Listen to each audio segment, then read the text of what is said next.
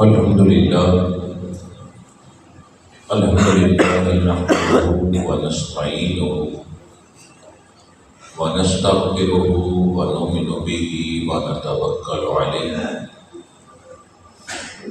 ونعوذ باللہ من شرور انفسنا ومن سیئات اعمالنا من يهده الله فلا مضل له ومن يضلل فلا هادي له ونشهد أن سيدنا وسندنا وحبيبنا وحبيب ربنا وملجأنا ومأوانا محمدا عبده ورسوله أما بعد أعوذ بالله من الشيطان الرجيم بسم الله الرحمن الرحيم الا بذکر اللہ تطمئن القلوب صدق اللہ مولانا العظیم وصدق رسولہ النبی الکریم ونحن علی ذلک من الشاہدین والشاکرین والحمد للہ رب العالمین ان اللہ وملائکتہ یصلون علی النبی یا ایھا الذین آمنوا صلوا علیہ وسلموا تسلیما ذوق اور محبت کے ساتھ آواز بلند ذکر کی محفل ہے آقا کی بارگاہ میں درود پڑھنے میں اللہم صلی علی سیدنا و مولانا محمد وآلہ وسلم الصلاۃ والسلام علیک یا رسول اللہ وعلی آلک وأصحابک یا حبیب اللہ۔ میرے بھائیوں، دوستوں، میں نے آپ سے کہا درود پاک پڑھو، تو آپ نے درود پاک پڑھا۔ یہ ذکر کی محفل ہے اور رب نواز خان صاحب کی مثال ثواب کی محفل ہے اور ان کی برادران حاجی عبدالرزاق صاحب، حاجی اللہ نواز صاحب اور دیگر حاجی احمد خان صاحب نے اسے منعقد کیا ہے۔ دعا ہے اللہ اس محفل کو قبول و منظور فرمائے۔ درود پاک کی جو پہلی بات ہے وہ یہ آپ کو بتانی ہے، اس درود پاک میں جب ہم آپ سے کہتے ہیں کہ درود پاک پڑھو تو آپ اس میں کسی اور کو مخاطب نہیں کرتے۔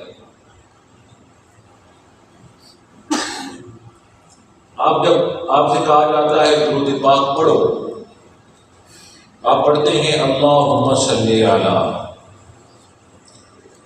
اس میں ڈائریکٹ رب مخاطب ہو جاتا ہے آپ کے ساتھ۔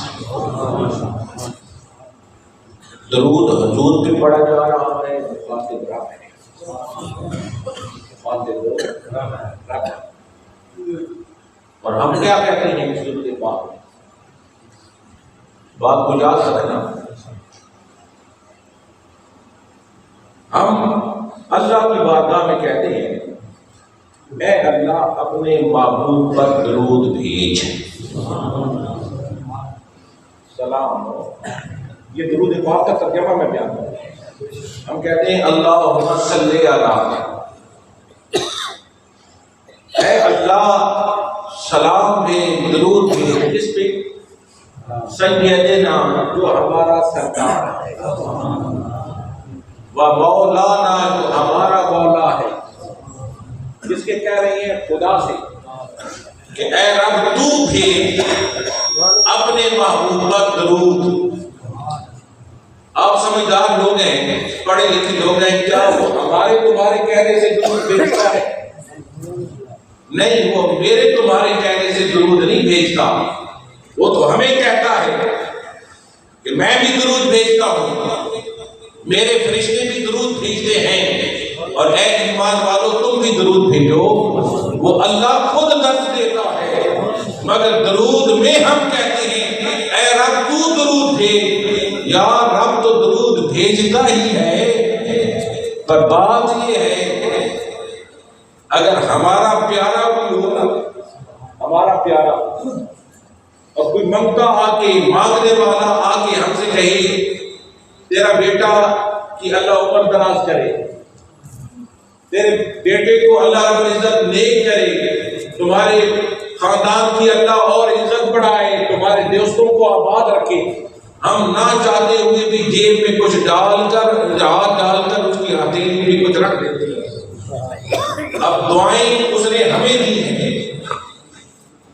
اور ہمارے دوستوں کو دی ہیں، حالانکہ دعا کا مستحق وہ ہم سے زیادہ تھا مستحق، کیونکہ وہ تو مانگ رہا تھا، دعا تو اسے دینی چاہیے تھی، مگر جب اس نے دعا دی، ہمارے پیاروں کا ذکر کیا تو ہم نے جیب میں ہاتھ ڈال کر کچھ دے دیا نا۔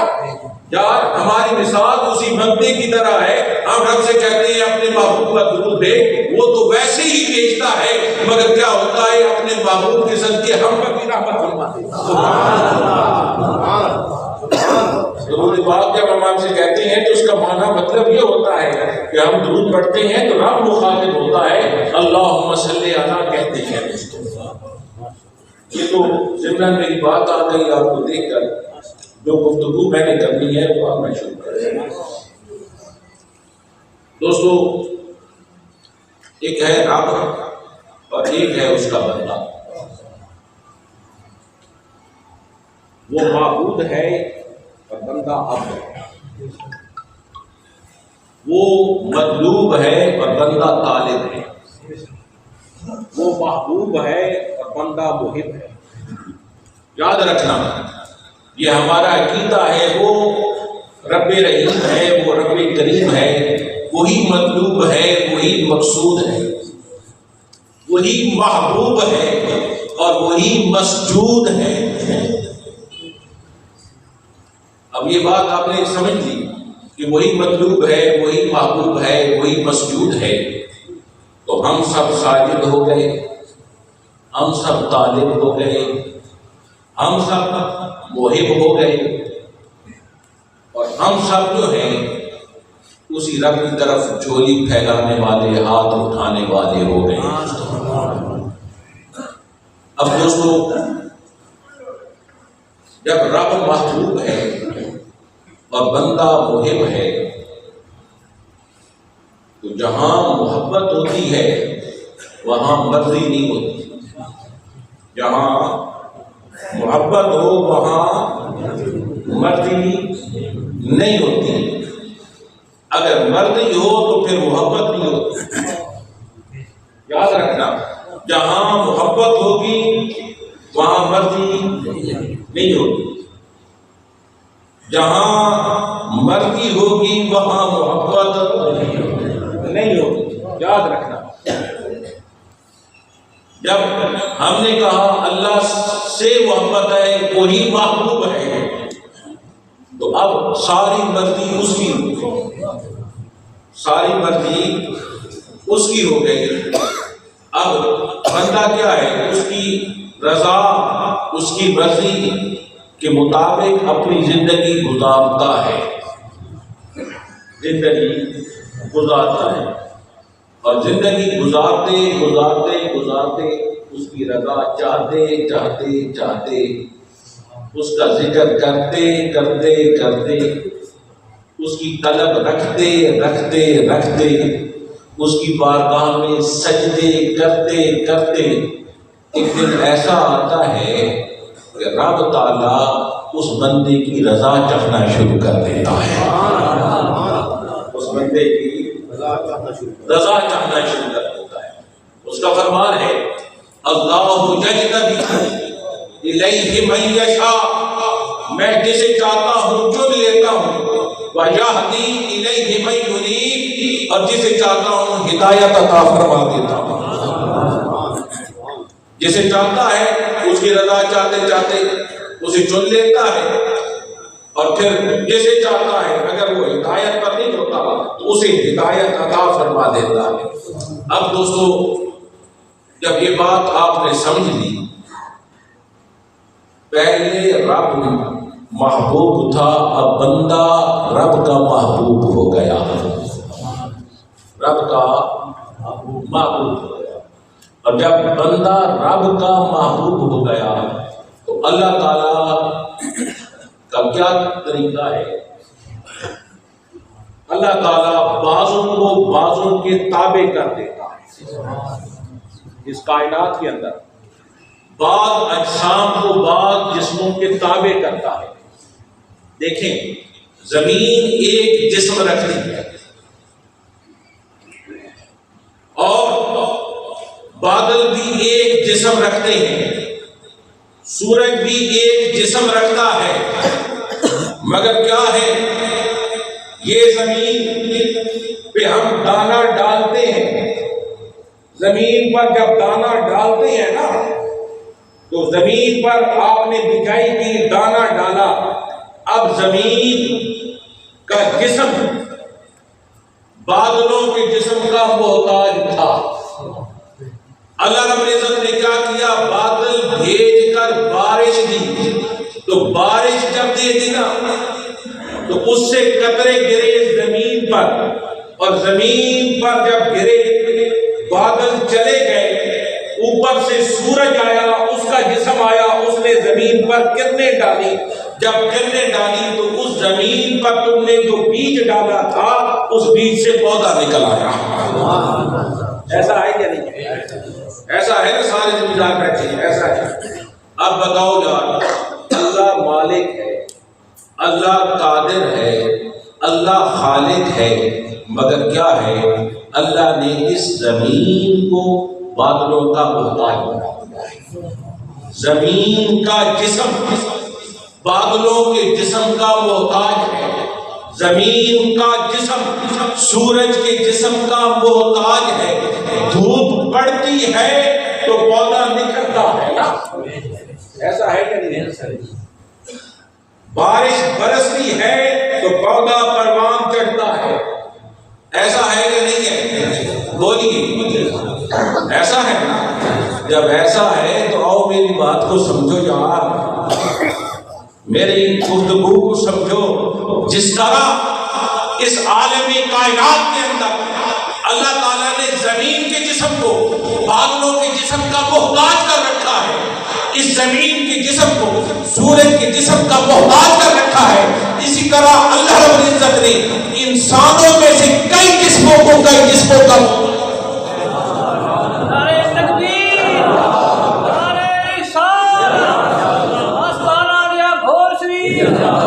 کئی جسموں کا مالک ہو کر اللہ رب العزت نے زمین کو سورج کا محتاج کیا، مالک ہو کر، خالق ہو کر اس زمین کو اللہ رب العزت نے بادلوں کا محتاج کیا ہے۔ معلوم یہ ہوتا ہے بعض جسموں کے محتاج ہیں، بعض جسم فیض لینے والے ہیں، بعض جسم فیض دینے والے۔ اب سورج جسم جو سورج کا جسم تھا وہ فیض دینے والا تھا، زمین فیض لینے والی، بادل کا جسم فیض دینے والا، زمین کا جسم فیض لینے والا۔ اسی طرح بعض انسانوں کو فیض لینے والا بنایا ہے اور بعض انسانوں کو فیض دینے والا بنایا ہے۔ اللہ رب العزت نے بعض جسموں کو بعض جسموں کا محتاج، دیکھو نا یار، اللہ رب العزت بعض جسموں کو بعض جسموں کا محتاج کرتا ہے۔ آج زمین جو ہے، زمین محتاج ہے سورج کی، اور اللہ رب العزت کسی سورج کو قرآن اٹھاؤ نا، پندرہ پارہ اٹھاؤ، سورہ کاف اٹھاؤ، تو آپ دیکھیں گے اسی سورج کو اللہ رب العزت نے اپنے مقرب بندوں کے لیے کسی سورج کو تبدیل کر دیا تھا، وہ دائیں بائیں حرکت کرتا تھا۔ قرآن کہتا ہے وَإِذَا الشَّمْسُ إِذَا طَلَعَتْ، جب سورج نکلتا تھا تو اللہ فرماتا ہے میں سورج کو حکم دیتا تھا میرے بندے، میرے اصحاب کہف کھلے دہانے میں سو رہے ہیں، اب کیا کریں تو دائیں جھک جا۔ وَإِذَا فَرَغَ، اور جب تو غروب تک رہے تو ہم ذات شمال، پھر بائیں طرف جھک جایا کر۔ کیوں جھک جایا کر؟ کہ میرے بندوں پر تیری دھوپ ڈائریکٹ۔ اب دیکھو نا یار، جو سورج کو فیض دینے والا تھا، اللہ رب العزت کا نظام دیکھیے، اپنے مقرب بندوں کے لیے اس سورج کو تبدیل کر رہا ہے، اس سورج کو تبدیل کر رہا ہے۔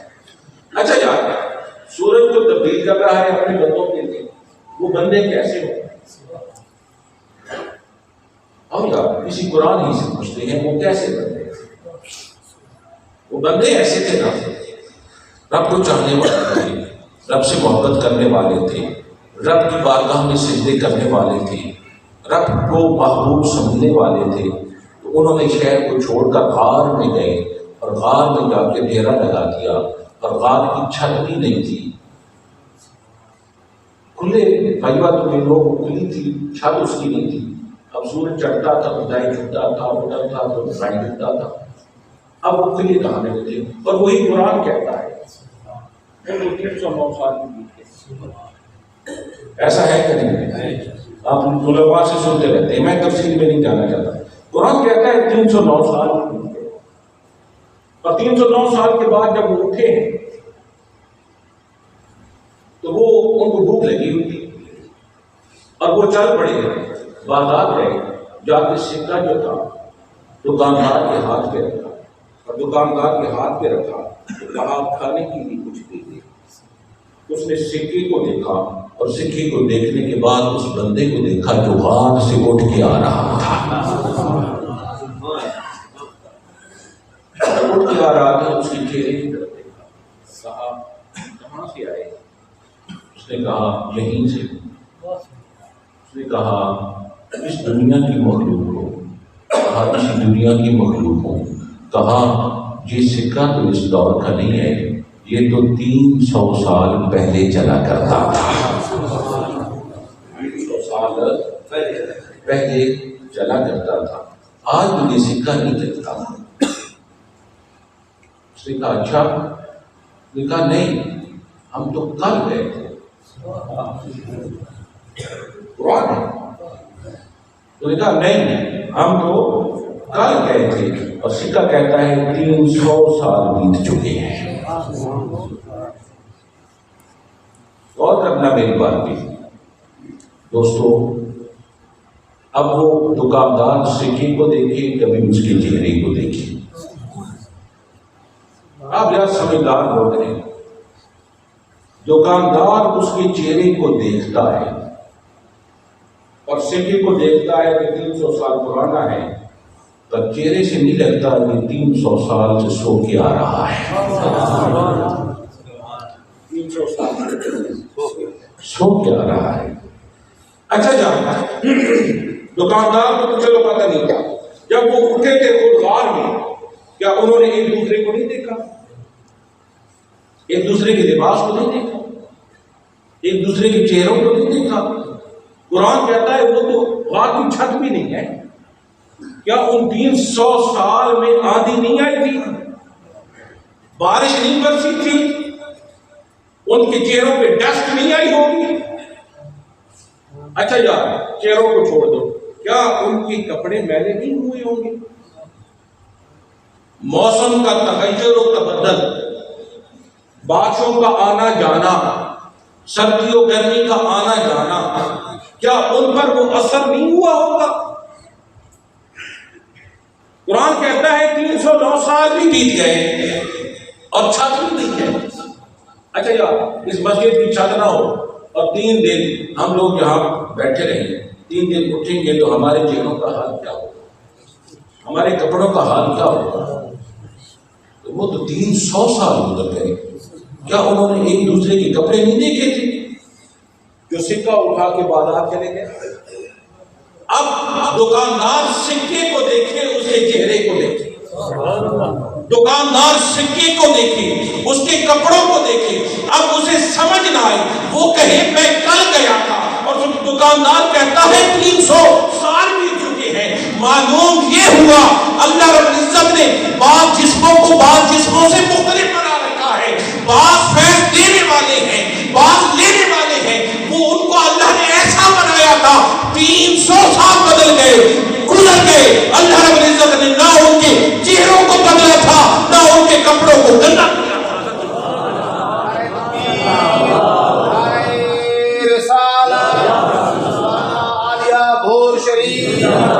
معلوم یہ ہوا نہ تغیر و تبدل ان پہ اثر ہوا, نہ بارشوں کا ہونا اثر ہوا, نہ دھوپ کا آنا جانا اثر ہوا, نہ وقت کے گزرنے کا اثر ہوا. 300 سال بعد بھی کہتے ہیں ہم تو کل یہاں گئے تھے, ہم تو کل یہاں گئے تھے. معلوم یہ ہوتا ہے اللہ جس کو اپنا مقرب بنا دے, جس کو اپنا محبوب بنا دے, جو رب کی رضا کے لیے سب کچھ چھوڑ کر رب کرے, اللہ رب العزت نہ اس کے چہرے کو بدلتا ہے نہ ان کے کفن.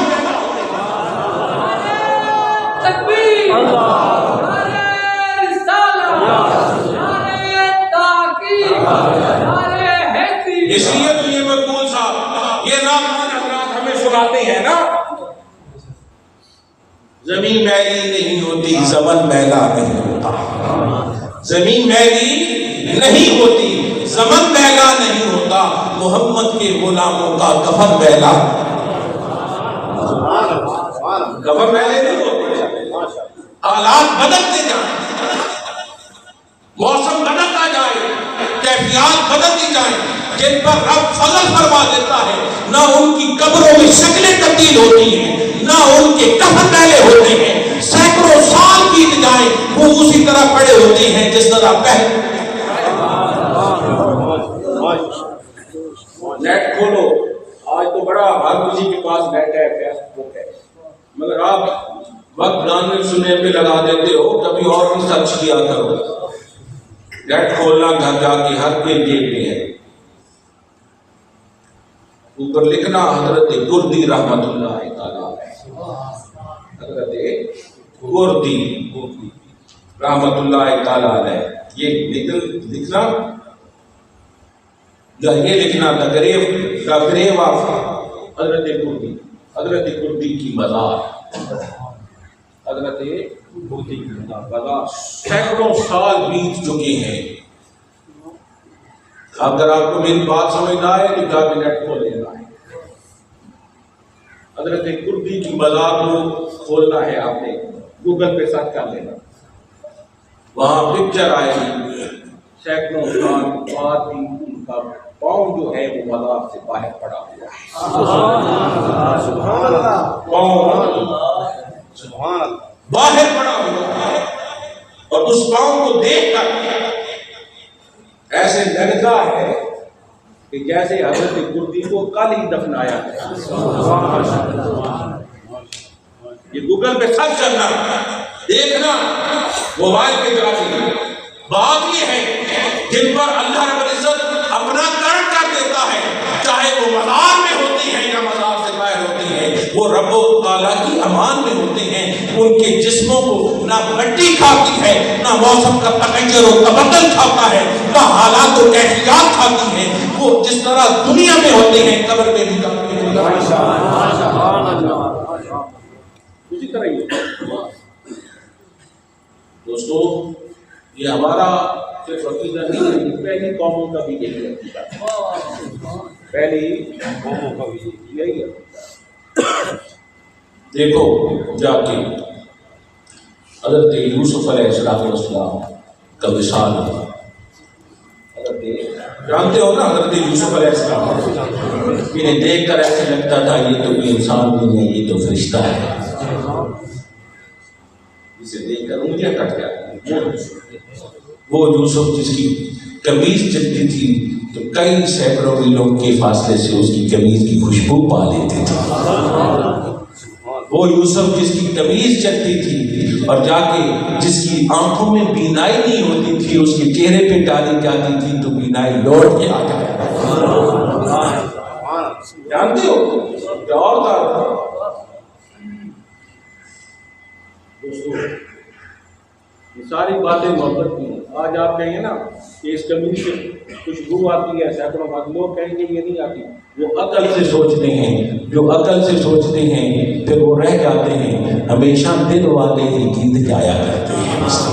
نعرہ تکبیر، نعرہ رسالت، نعرہ خلافت، نعرہ حیدری، تانیہ بھوشی. اس لیے تو ہم کہتے ہیں دلاں دے سودے کیتے نے اساں ایک یار دی خاطر، دلاں دے سودے کیتے نے اساں ایک یار دی خاطر، زمانہ سارا چھڑے آئے اساں دلدار دی خاطر. سبحان اللہ. بات یہ ہے جہاں دلوں کے سودے ہوتے ہیں نا تو وہاں عقل جو ہوتی ہے وہ عقل تو حساب سکھاتی ہے، عقل تو حساب سکھاتی ہے. جہاں دلوں کے فیصلے ہوتے ہیں وہاں حساب نہیں ہوتا، وہاں محبت ہی محبت ہوتی ہے. اور میں نے کہا جہاں محبت ہو وہاں مرضی نہیں ہوتی، اور جہاں مرضی ہوتی ہے وہاں محبت نہیں ہوتی. یوسف علیہ السلام دوستو، حضرت یوسف علیہ السلام کا جب انتقال ہوا وہ تو تھے کہ نام حکومت انہوں نے کی تھی مصر والوں پر. کہاں؟ مصر والوں نے حکومت کی تھی. اب ان کا وصال ہوا تو مصر والے کہیں یوسف ہمارا ہے، اور کنعان والے کہیں نہیں ہمارا ہے. اب جھگڑا پڑ گیا، ان کو دفن کہاں؟ مصر والے کہیں مصر میں دفن کریں، کنعان والے کہیں نہیں انہیں کنعان لے جاؤ. دوستو جھگڑا پڑ گیا، کیا کریں یوسف کو کہاں دفنا؟ فیصلہ یہ ہوا ان کی جسم کو ایک پتھر کے تابوت کے اندر رکھ دیا. سنگ مرمر کا تابوت بناتے ہیں، اس کے اندر رکھتے ہیں اور اس کو دریائے نیل کے اندر رکھ دیتے ہیں. اب کیا کرے گا؟ ان کے تابوت، وہ دریا جو بہتا تھا نا وہ مصر سے کنعان جاتا تھا، مصر سے کنعان جاتا تھا. فیصلہ یہ ہوا جو تابوت یوسف کو مصر میں پانی لگتا ہے نا وہی پانی گزر کے کنعان جائے گا، وہی پانی مصر والے پی کے بھی فیض یاب ہوں گے، وہی پانی کنعان والے بھی پی کے فیض یاب ہوں گے. 400 سال، کتنے؟ 400 سال تک حضرت یوسف علیہ السلام کی مزار جو تھی اسی دریا کے اندر ہے. اور نبی آئے، انہوں نے آپ کے جسم کو نکالا، تابوت کو نکال کر باہر دفن کر دیا. دوست بات عرض کرنے کا مقصد یہ ہے اللہ رب العزت نے بعض جسموں کو بعض جسموں کا محتاج بنا رکھا ہے. بعض جسم مختلف ہوتے ہیں، بعض فیض لینے والے ہوتے ہیں، بعض فیض دینے والے ہوتے ہیں. جس طرح میں نے سمجھایا ہے کہ زمین جو ہے یہ فیض لینے والی ہے، سورج فیض دینے والا ہے، بادل فیض دینے والے ہیں، تبھی جا کے وہاں سے فصل اگتی ہے. اس طرح انسانوں میں کے جسموں میں بھی بعض جسم جو ہیں وہ فیض لینے والے ہوتے ہیں، بعض فیض دینے والے ہوتے ہیں. بعض ان جسموں کو ان جسموں کے پاس جاتے ہیں تو وہاں سے جا کے فیض لے کے آتے ہیں، اور جب فیض لیتے ہیں تو پھر ان کے دل بھی منور ہوتے ہیں، اور جن کے دل منور ہو جاتے ہیں ان کی دنیا بھی سمجھ جاتی ہے، ان کے آخرت. اگر یہ بات نہ ہوتی موسیٰ علیہ السلام کبھی آ جائے خضر کے پاس چل کے آ جائے خضر، قرآن ہے، آ جائے خضر کے پاس چل کے نہ جاتے. اور وہاں گئے تھے نا تو مچھلی لے کے مچھلی وہاں جا کے زندہ ہو گئی جہاں خضر سو رہے تھے، کہیں آرام کر رہے تھے، کہیں زندہ ہو گئے. جب زندہ ہو گئے نا اب موسیٰ علیہ السلام نے کہا کھانا دینا. مچھلی بنی ہوئی تھی مگر کیا ہے وہ زندہ ہو کے دریا میں ڈوب گئی. قرآن جب ڈوبی نا اٹھانا قرآن دیکھنا اس کی تفصیل، تو جہاں اس نے چھلانگ لگائی تھی ڈوبی تھی وہاں سوراخ ہو گیا. اب موسیٰ علیہ السلام نے کھانا لیا، اس نے کہا وہ تو زندہ ہو گئی تھی نہیں. موسیٰ علیہ السلام نے کہا فاضت کا وہ قدموں کے دیکھتے ہوئے نشان دیکھے چل پڑے، وہیں گئے کہ خضر سو رہے تھے. اب حضرت خضر جو تھے نا، موسیٰ علیہ السلام ملے، ملاقات ہو رہی. بات عجیب تھی مردہ زندہ کیسے ہو گئی؟ مچھلی بنی ہوئی تھی، پکی ہوئی تھی، کیسے زندہ ہو؟ اچھا یار، ہم کہیں کہ وہاں اللہ والا بیٹھا تھا، اس نے دم کیا تھا تو زندہ ہو گئے. نہیں، وہ تو سو رہے ہیں، وہ تو سو رہے ہیں، قرآن وہ تو سو رہے تھے، مچھلی کیوں زندہ ہو گئی؟ اچھا یار، ہو سکتا ہے انہوں نے ہاتھ پھیرا. نہیں، ہاتھ میں ہاتھ کیسے پھیرا؟ وہ تو سو رہے ہیں، پھر وہ زندہ کیسے ہو گئے؟ معلوم یہ ہوا جہاں اللہ کا مقرب رہتا ہے، جہاں اللہ کا محبوب رہتا ہے، جہاں اللہ کا ذکر کرنے والا بندہ رہتا ہے، اللہ کی یاد کرنے والا بندہ رہتا ہے، وہیں مردہ چیز جائے تو زندہ ہو جاتی ہے. وہ زندہ نہیں ہو گئی تھی، کیا وجہ ہے کیوں زندہ ہو گئی؟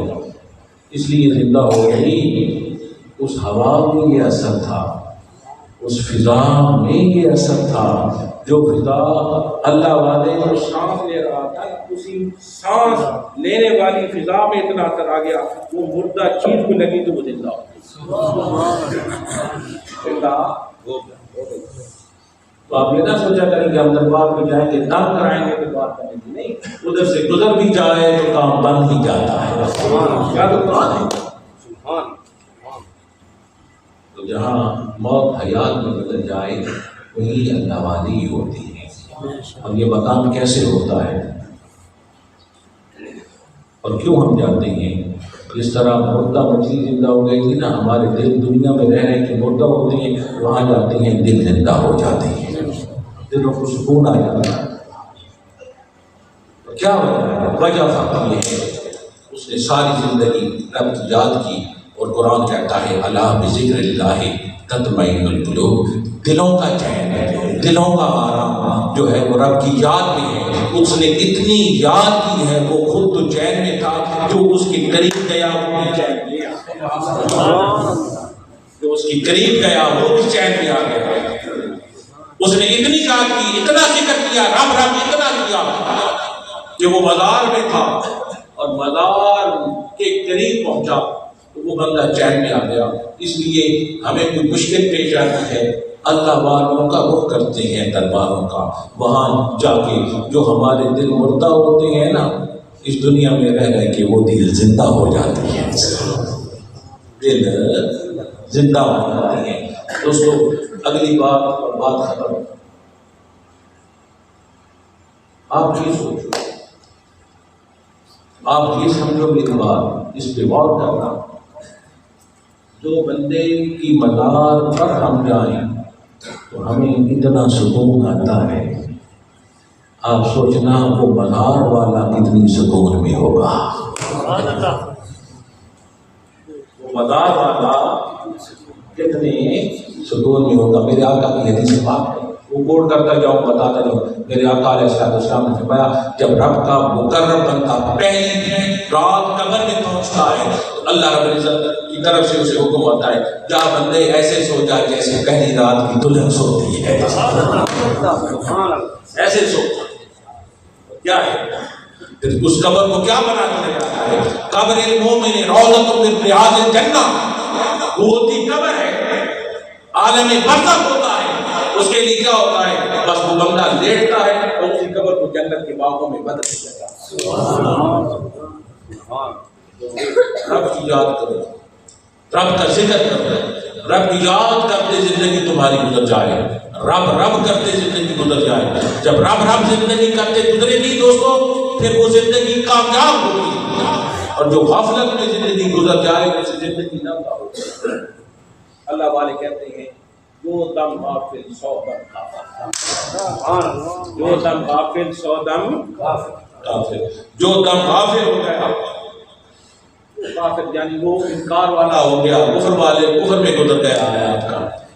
اس لیے تو میرے دادا صاحب فرماتے تھے ویلی ڈبا کچھ کرتی رہا. ویلی ڈبا کچھ کرتی رہا، خالی بھانڈا بھرتی رہا. ویلی ڈبا کچھ کرتی رہا، خالی بھانڈا بھرتی رہا. وہ خیر پاوے نہ پاوے تو اس نے دردی غلامی کرتی رہا.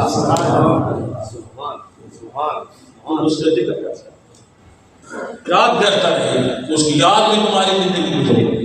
اور دیکھو اتنا اللہ اللہ کیا ہے. بازار پہ جاؤ آج بھی چادر پہ بھی اللہ اللہ لکھا ہوا ہے. جیسے باہر اللہ اللہ لکھا ہوا ہے، بازار کے اندر بھی ایسے ہی اللہ اللہ اللہ. دوستو رب کی یاد نہیں، رب سے غافل نہیں ہے. جو بندے کی زندگی غفلت میں گزر جاتی ہے، وقت بیت جاتا ہے. ہر کسی کی گزر جاتا ہے، ہر کسی نے گزر جانا ہے. مگر وہ زندگی کیا ہے، وہ جوانی، وہ زندگی کیا ہے جس زندگی میں اس جوانی میں تمہارا سجدہ رب کے سامنے نہ کیا گیا ہو، تمہارا ماتھا زمین پر نہ جھکا ہو، لگا نہ ہو، زمین نیاز تم نے جھکائی نہ ہو، کہ وہ کیا زندگی ہے؟ تو زندگی جانوروں کی زندگی ہے. اللہ رب العزت اسی قرآن میں فرماتا ہے بعض انسان جانوروں سے بدتر ہے، بعض انسان احسن تقویم ہے. بہت ہی خوبصورت تخلیق ہے میرے دوستو. بندہ وہ بھی ہے، بندہ یہ ہے جو بندہ رب سے غافل ہو گیا بل مادر ہو جاتا ہے، جانوروں سے بدتر ہو جاتا ہے.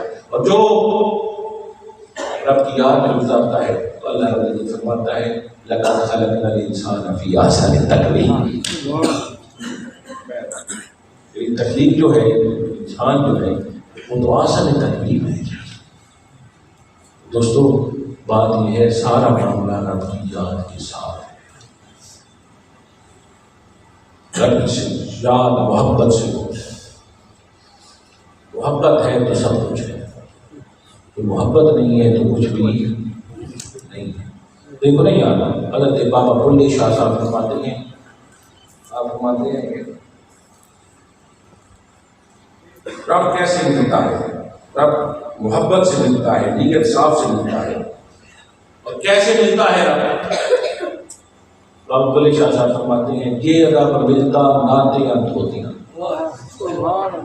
یہ رب ملتا نعتیں دھوتیاں، یعنی غسل کرنے سے بار بار دھونے سے رب ملتا. یہ رب ملتا نعتیں دھوتیاں ملتا جنواں مچھیاں. سارا دن پانی میں رہتی ہیں مچھلیاں.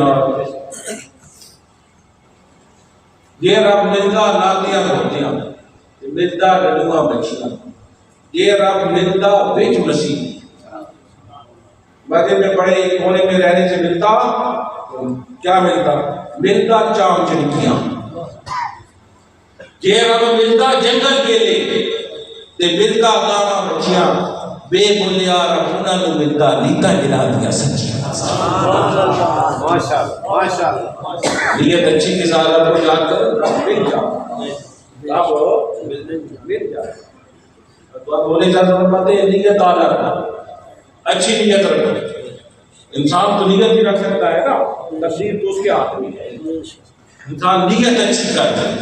میں نے نماز پڑھنی ہے، اب رمضان شریف آ رہا ہے، میں نے روزہ رکھا ہے، روزوں کی تیاری شروع کر دیں. دیکھیں نا رمضان شریف آپ پڑھتے نفل ہیں، ثواب فرضوں کا ملتا. اللہ رب العزت کا نظام فرضوں کے برابر نفل پڑھ رہے ہیں، فرضوں کے برابر ثواب. اللہ رب العزت کی راہ میں ایک چیز دے رہے ہوتے ہیں، کئی گنا اس کا ثواب بڑھا رہا ہوتا ہے. صبح دن کو روزہ ہے، رات کو قرآن کی تلاوت سن رہے ہیں. یار آپ چاہتے ہیں میرا بیلنس بینک میں بڑھ جائے، میرے بیلنس میں زیادہ سے زیادہ جو بینک میں ہے اس میں زیادہ بیلنس ہو، زیادہ رقم ہو. اس کے لیے آپ صبح شام کوشش کرتے رہتے ہیں اکاؤنٹ میں مال زیادہ آئے، بیلنس بڑھتا رہے. اور وہ مال کیا ہے؟ کل آپ نے مرنا ہوتا ہے، وہ بینک والے جا کے منجمد کر دیتے ہیں، بڑے دنوں بعد پھر آپ کی اولاد تک پہنچتا ہے، وہ بیلنس کیوں نہیں بڑھاتے ہیں؟ جس بیلنس نے آپ کے ساتھ جانا ہے، وہ بیلنس کیا ہے؟ وہ مہینہ آ رہا ہے بڑھانے والا، کام ایک کرو گے ثواب کا گناہ اللہ تعالیٰ۔ روزہ قرآن کی تلاوت کرو، تلاوت سنو، اور جو صاحب استطاعت ہے وہ خرچ کرو خدا کی مخلوق پر، جو زکوٰۃ دینے والی ہے زکوٰۃ دو، اللہ رب العزت کئی گنا اجر عطا کرتا ہے۔ اللہ رب العزت کیا فرماتا ہے؟ اللہ فرماتا ہے جو روزگار کی منہ کی بو ہے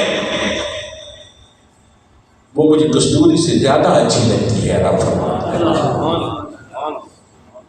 پھر جب عید کا دن آتا ہے تو وہی روزگار تھک کے ہارے جسم کے ساتھ اللہ کی بارگاہ کے میں بیٹھا ہوتا ہے، صفوں میں جا کے بیٹھتا ہے۔ علماء آپ کو عید پڑھانے کے لیے ہوتے ہیں، وہ 30 دن جو روزے رکھے ہیں، تلاوت سنی ہے، تراویح پڑھی ہے، اب اس کا جسم لاغر ہو چکا ہوتا ہے، جسم پہ تھکن ہوتی ہے، چہرہ زرد ہو چکا ہوتا ہے۔ اللہ رب العزت اس وقت اپنے اس بندے پہ ناز کرتا ہے، ناز کرتا ہے، اور کس کے سامنے ناز کرتا ہے؟ ملائکہ کے سامنے ناز کرتا ہے۔ کیا کہتا ہے؟ فرشتوں دیکھو میرا بندہ آیا بیٹھا ہے آج، جس طرح مزدور 30 دن مزدوری کر کے کام کر کے تنخواہ لینے اجرت لینے مہینے کے اینڈ پہ آتا ہے، آج یہ 30 دن جو ہے مزدوری کر کے اجرت لینے کے لیے میری بارگاہ میں حاضر ہے۔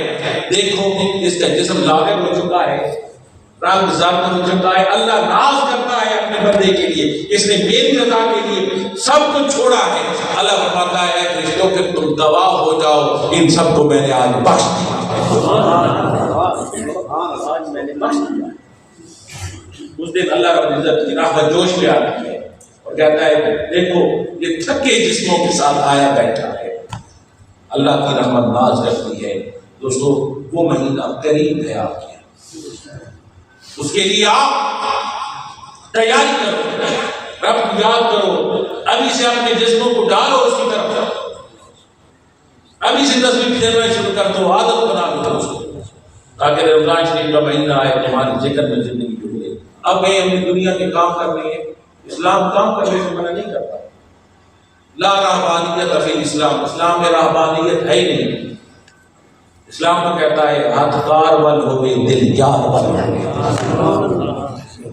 اسلام کہتا ہے ہاتھ کام کی طرف لگا ہوا ہو اور دل یاد رب کی یاد میں زندگی، ایسی زندگی گزرے، اور جو اس طرح زندگی گزارتے ہیں پھر کیا ہوتا ہے؟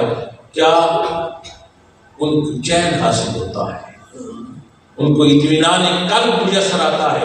پھر اللہ فرماتا ہے کیا ہوتا ہے؟ میرا بندہ ایسے بن جاتا ہے، اب کیا اس کو مقام مل جاتا ہے؟ وَإِذَا رَأَوْا ذُكِرَ اللَّهُ، دیکھتے میرے بندے کا چہرہ ہو یاد، رب فرماتا ہے، اللہ فرماتا ہے میرا بندہ دیکھتے ہو، ذکر میرا کرتے ہو، چہرہ میرے بندے کا دیکھتے ہو، دیدار میرے بندے کا کرتے ہو۔ اللہ فرماتا ہے تم اس کا چہرہ دیکھتے جاتے ہو، یاد میں تم کو آتا جاتا ہوں۔ تخلیق کیسی ہے تو خالق کیسا، تخلیق کیسی ہے تو خالق بنا، جسے بنایا گیا وہ ایسا ہے تو بنانے والا کیسا ہوگا۔ دوستو بات یہ ہے کہ اللہ رب العزت فرماتا ہے فَإِذَا ذُكِرَ اللَّهُ، بندہ میرا دیکھو گے چہرہ اس کا ہوگا، بندہ میرا ہوگا چہرہ اس کا دیکھ جاؤ گے، پھر جب چہرہ اس کا دیکھ جائے تو پھر کیا ہوگا؟ رب فرماتا ہے میں یاد آتا جاؤں گا، تمہاری یاد جو ہے میری طرف آئے گی، اور صبح و شام پھر میرا ہی ذکر کرتے رہو۔ یہ ہے اللہ تعالیٰ، یہ اللہ والے جو ہوتے ہیں یہ ہر دور میں ہوتے ہیں، یہ ضروری نہیں ہے کہ یہ حضور کی قربی، قربی کی نشانی یہ ہوتی ہے دیکھتے ہوئے اللہ یاد آتا ہے دوستوں، ان کے ڈیروں پہ جا کے ان کے آستانوں پہ جا کے سکون حاصل ہوتا ہے، اور یہ ساری منزلیں یہ سارے مقامات رب کی یاد کے ساتھ ہیں۔ انہوں نے ساری زندگی رب کیا، رب کی یاد کی، اللہ رب العزت نے ان کو دیکھ کر بھی اللہ رب العزت کی بندے سکون حاصل کرتے ہیں اور ان کے ڈیروں پہ جا کے ان کے آستانوں پہ جا کے بھی حاصل کرتے ہیں۔ دعا ہے اللہ میری حاضری کو قبول فرمائے۔ کتاب شاہ صاحب تشریف لائے ہیں، اس کا کتاب ہوگا۔ اللہ ہمارے ان دوستوں کو برکتیں عطا فرمائے اور نواز صاحب کے درجات بلند فرمائے، خاص عطا فرمائے، رحمتوں کا نزول فرمائے۔ وما علینا